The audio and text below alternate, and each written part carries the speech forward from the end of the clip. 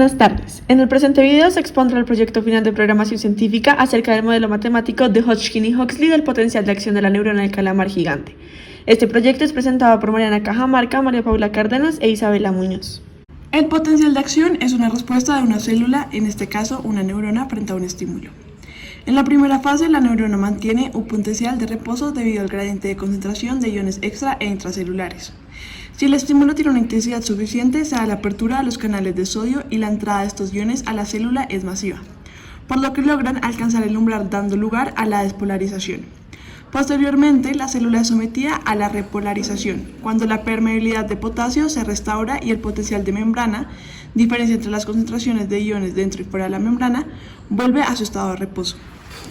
El primer modelo matemático cuantitativo de este fenómeno fue propuesto por Hodgkin y Huxley en 1952 sobre la neurona de un calamar gigante. Como se puede ver en la figura de la diapositiva, en el modelo se tienen en cuenta los canales de potasio, sodio y un canal que corresponde al flujo pasivo de los demás iones. En primer lugar, se importaron las librerías necesarias. A continuación, para desarrollar la interfaz, se creó la ventana principal y asimismo los respectivos títulos, frames, labels, cuadros de texto y botones que nos permitían organizar la visualización de esta. Después, se inicializaron las variables como los valores que se encuentran dentro de los cuadros de texto de la interfaz que el usuario puede editar.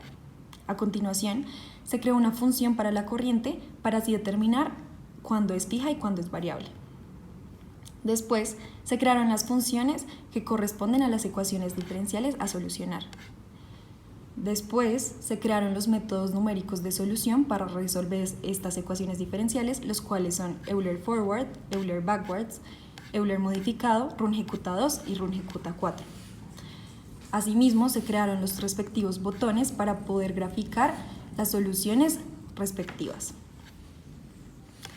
Después se crearon las funciones para actualizar los parámetros y los datos que se encuentran en el cuadro de corriente. También se creó una función para borrar, exportar e importar los datos y también una para cerrar la interfaz gráfica. Finalmente, se hizo el código necesario para poder visualizar la gráfica dentro de la interfaz y por último, se hizo una línea de código que nos permite hacer un bucle infinito. Para observar los resultados mediante el código realizado y evaluar su funcionamiento, se procede a interactuar con la interfaz. Para esto, en primer lugar, se van a evaluar el funcionamiento de la configuración de la corriente. En este caso, se va a graficar con corriente fija con un valor de -20 mediante el método de Euler Forward. Para comparar con otro valor, se va a actualizar esta corriente fija a un valor de 50. En este caso, se grafica mediante el método de solución Euler Backward. Una vez observadas las dos gráficas, se puede proceder a borrar estas y probar el funcionamiento de la corriente variable. Así, mediante los parámetros iniciales establecidos, se grafica con el método Euler modificado. Luego estos valores son actualizados y se grafica con el método Runge-Kutta2. Como se puede ver, el botón funciona apropiadamente. Ahora se pasa a comprobar el funcionamiento de los parámetros del frame ubicado en la parte superior derecha. Para esto se va a graficar con una corriente variable inicial y los parámetros iniciales establecidos mediante el método Runge-Kutta4. Una vez obtenida esta gráfica, se actualizan los valores de todos los parámetros y se grafica mediante el método de solución o de int. Como se puede ver, todos estos parámetros alteran el potencial de acción y se observa la diferencia entre las gráficas. Por último, se procede a comprobar el funcionamiento de los botones exportar datos, importar datos y cerrar. En primer lugar, para exportar los datos se procede a hacer una gráfica del método Euler Forward y se exportan los datos.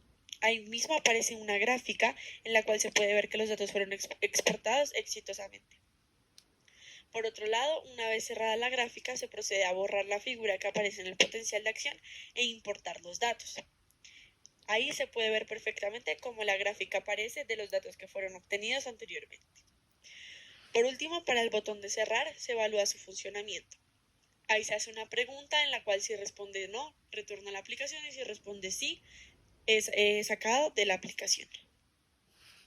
Al realizar el proyecto se presentaron algunas dificultades, entre estas hacer funcionar correctamente los botones de actualizar, debido a que no comprendíamos muy bien cómo conectar los nuevos valores que ingresa el usuario en la caja del texto de la interfaz con las funciones numéricas del código.